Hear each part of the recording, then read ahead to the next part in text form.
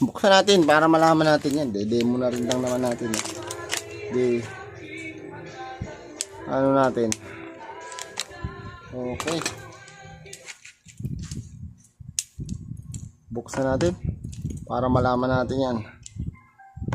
Hindi tayo naghuhula-hula dyan kung ano bang nasa laman yan.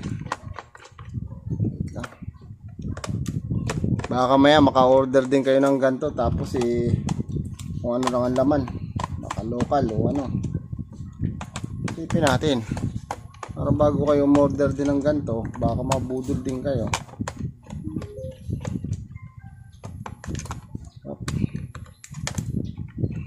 Okay.